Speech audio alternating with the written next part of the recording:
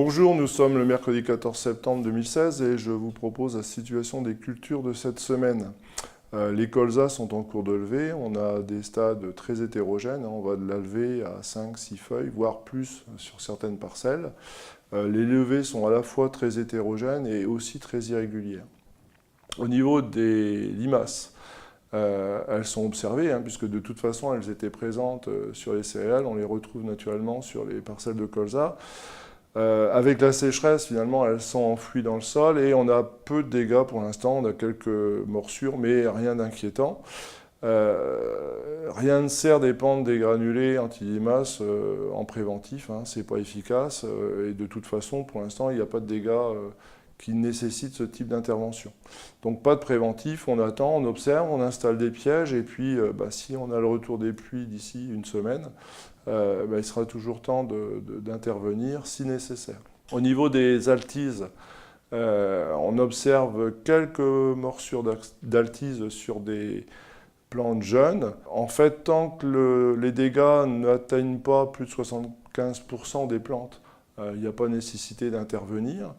Et on surveille en priorité les plantes les plus jeunes, sachant qu'à partir de 5 feuilles, 6 feuilles, on ne craint plus cet insecte.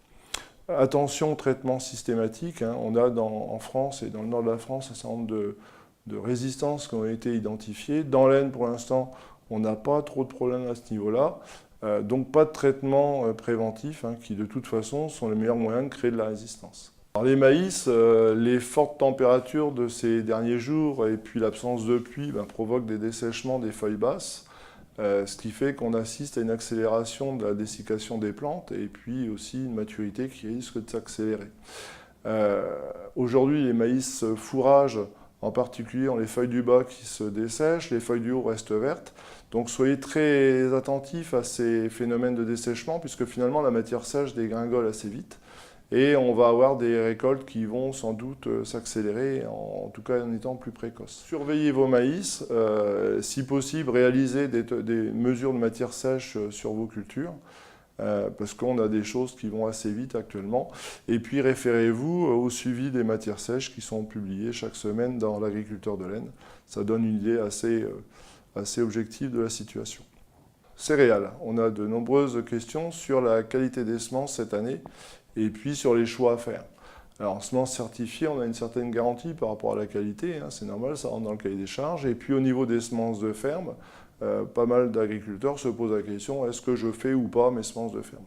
Alors finalement, ça repose sur deux choses. La première, c'est la qualité du triage. Si le triage est fait de façon correcte, c'est-à-dire en éliminant les petits grains, voire les grains fusariés s'il y en a quelques-uns, on arrive à une qualité de semence qui est correcte. Et puis ensuite, il y a le traitement de semences, c'est-à-dire la qualité du traitement de semences. Parce que c'est vrai, on sait que sur des traitements de semences mal appliqués, on peut avoir des baisses de germination, de taux de germination. Donc en fait, réaliser d'abord un triage du blé et des grains correctement, en évacuant un maximum de choses. Alors c'est vrai que ça a provoqué pas mal de pertes en termes de quantité de semences. Et puis, au niveau des traitements de semences, si vous avez une installation qui est bien conçue, vérifiez quand même la faculté germinative des grains après traitement de semences. Puisqu'en fait, avant traitement de semences, on peut avoir des germinations plus importantes qu'après traitement de semences. Donc faites bien vos tests de germination sur des blés traités. C'est là, et ça vous permettra de vérifier la faculté germinative et puis de corriger vos densités de semis dans un mois.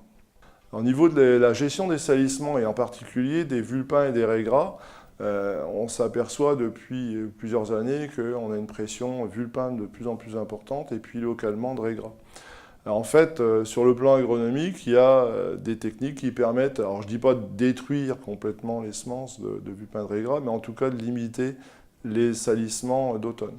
Alors la première, on la connaît bien, c'est le décalage des dates de semis dans la mesure où c'est possible par rapport au type de sol, sachant que l'idéal c'est de se positionner sur les dates de semis après le 10 octobre. La deuxième technique, qui est moins utilisée mais qui est aussi très efficace et qui finalement se combine avec la date de semis, c'est de pratiquer des faux semis. Alors un faux semis, ce n'est pas un déchômage, un faux semis c'est un travail du sol superficiel de moins de 5 cm qui finalement va provoquer des germinations de graines Et puis le fait de répéter une fois ou deux fois ce faux semis, on va détruire ces plantes en germination, en levée, et donc on va déstocker une partie de ces semences.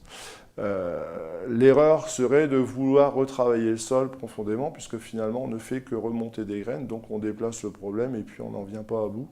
Donc voilà, c'est important, c'est le faux semis, c'est des travails superficiels, répétés.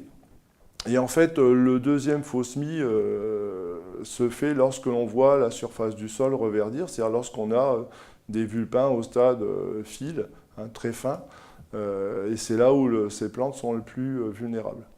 Le semis n'est pas un faux semis, donc en fait il faut détruire ces levées avant le semis et réaliser le semis dans la foulée. Au moment du semis, attention à la profondeur de travail du sol. Hein, si on est trop creux, on risque de remonter des graines. On risque aussi d'enfouir des plantes qu'on n'a pas su détruire correctement au niveau du faux semis. Donc en fait la profondeur semis doit être équivalente à celle du faux semis, c'est-à-dire inférieure à 5 cm. Voilà, je vous souhaite une bonne semaine et à la semaine prochaine.